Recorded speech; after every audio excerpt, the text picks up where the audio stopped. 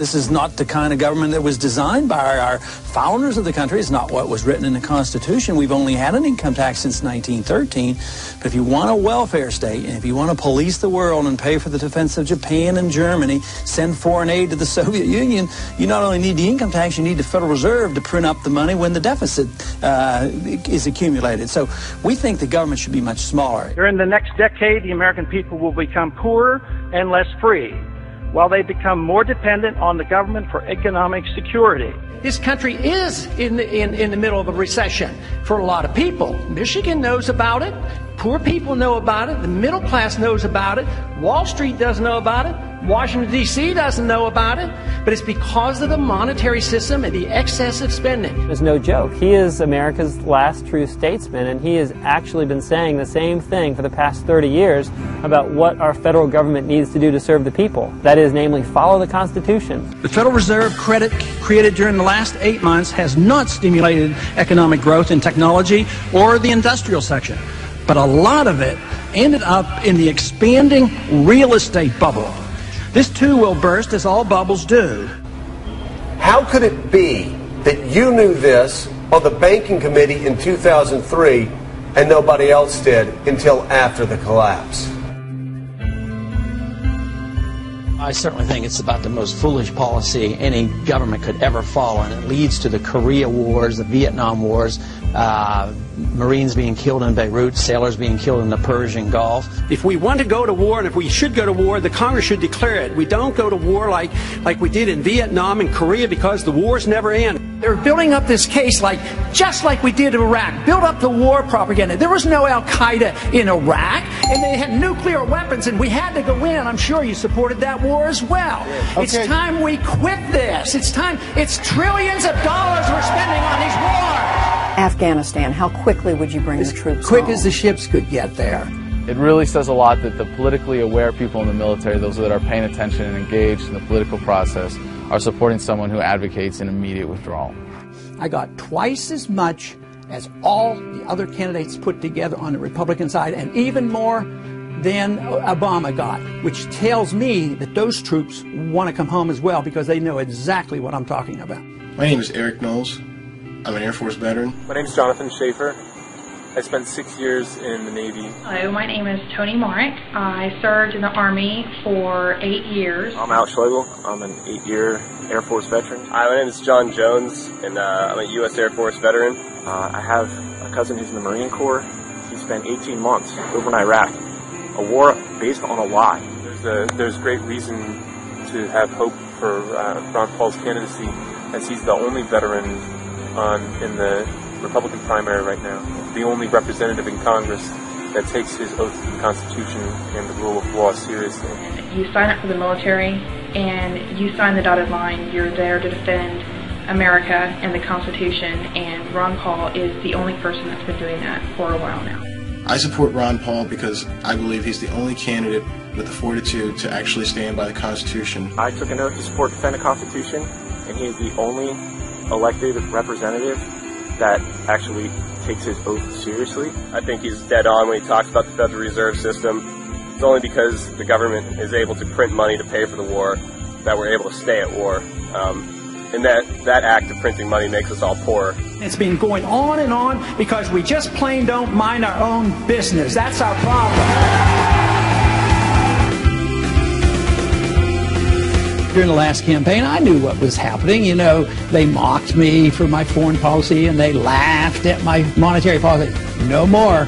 President Obama has 42% of voter support, and Representative Ron Paul, 41%. Wow! I see a fantastic movement at the grassroots. This man brings together people of all races, all socioeconomic backgrounds, all political affiliations, because freedom is truth, and truth is power, and we can live and be free in this country if we believe we can.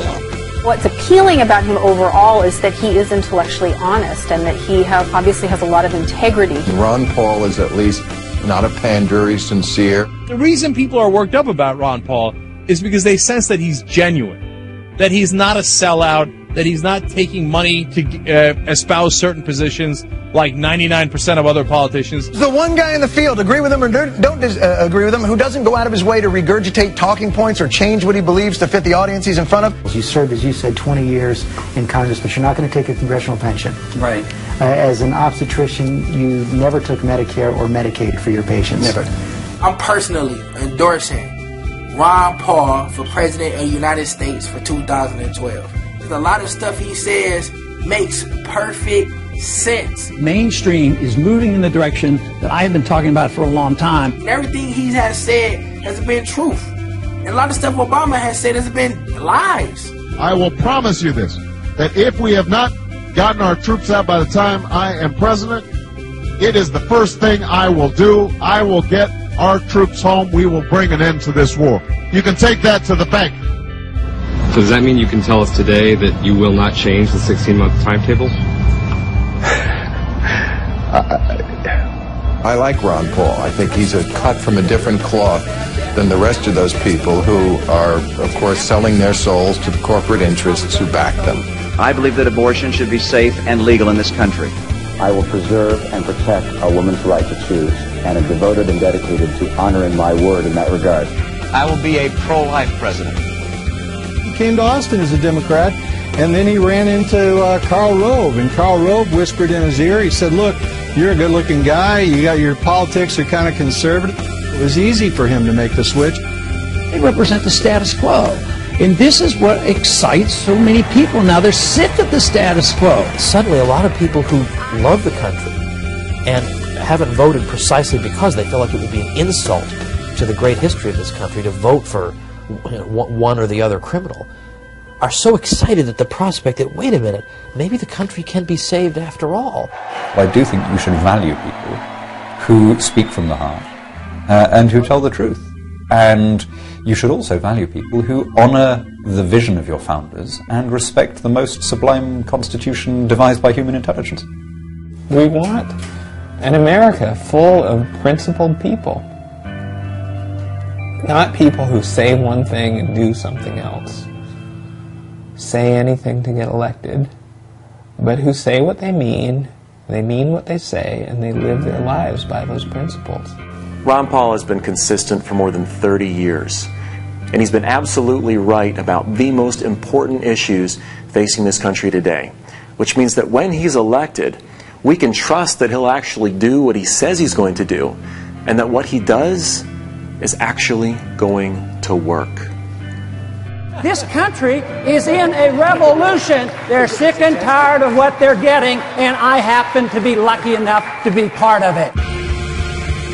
Don't get involved in these wars. Just bring our troops home.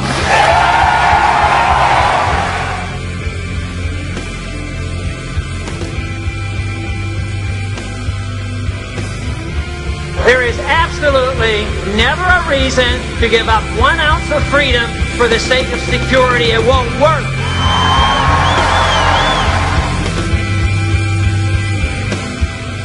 There is no authority in the Constitution authorizing a central bank, which means there should be no Federal Reserve System.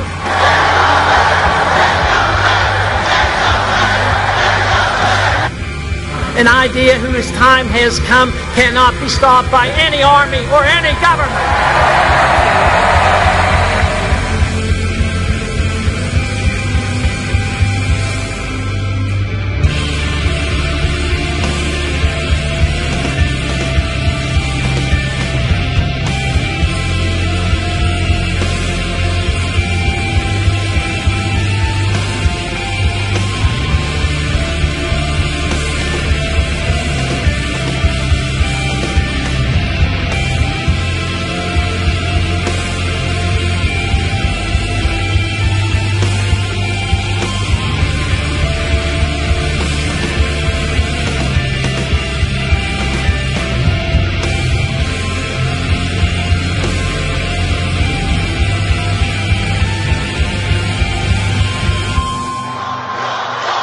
I've been in politics for 35 years. My cause has been the cause of liberty.